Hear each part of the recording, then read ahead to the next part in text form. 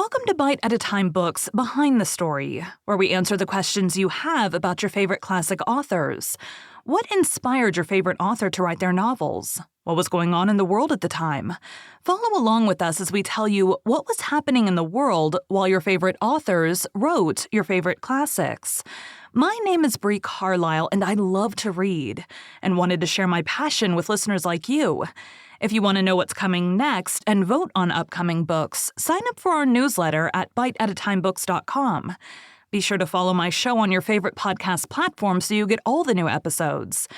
You can find most of our links in the show notes, but also our website biteatatimebooks.com includes all of the links for our show, including to our Patreon to support the show and YouTube where we have special behind the narration of the episodes. We're part of the Bite at a Time Books Productions Network.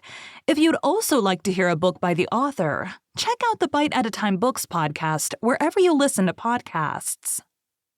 Today we'll be talking about the early life of Victor Hugo. Victor Marie was born on 26 February 1802 in Besançon in eastern France.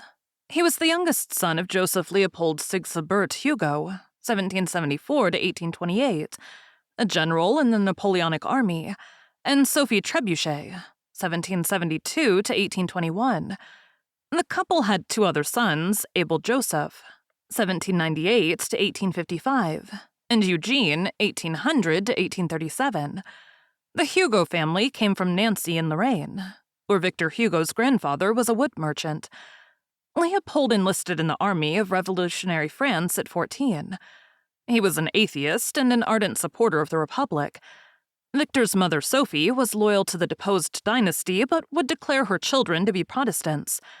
They met in Chateaubriand in 1796 and married the following year.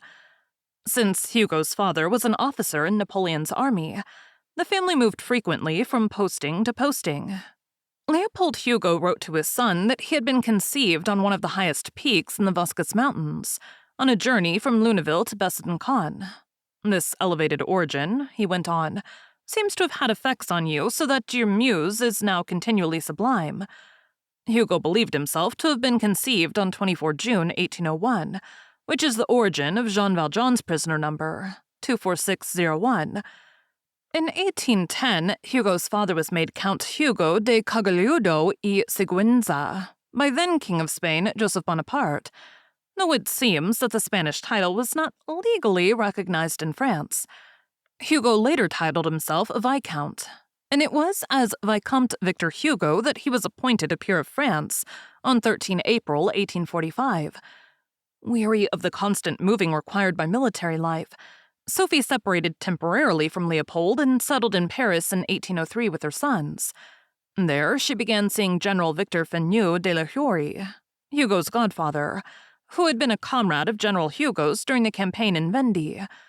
In October 1807, the family rejoined Leopold, now Colonel Hugo, governor of the province of Avellino. There, Victor was taught mathematics by Giuseppe de Samuel Cagnazzi, elder brother of Italian scientist Luca de Samuel Cagnazzi. Sophie found out that Leopold had been living in secret with an Englishwoman called Catherine Thomas. Soon, Hugo's father was called to Spain to fight the Peninsular War. Madame Hugo and her children were sent back to Paris in 1808, where they moved to an old convent, 12 Impasse des Fessolentines, an isolated mansion in a deserted quarter of the left bank of the Seine. Hiding in a chapel at the back of the garden was de la Hourie, who had conspired to restore the Bourbons and been condemned to death a few years earlier. He became a mentor to Victor and his brothers. In 1811, the family joined their father in Spain. Victor and his brothers were sent to school in Madrid at the Real Colegio de San Antonio de Abad, while Sophie returned to Paris on her own, now officially separated from her husband. In 1812, as the Peninsular War was turning against France, de la Hourie was arrested and executed.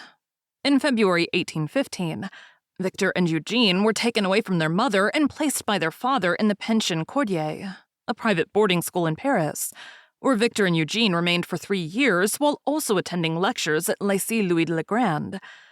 On 10 July 1816, Hugo wrote in his diary, "I shall be Chateaubriand, or nothing."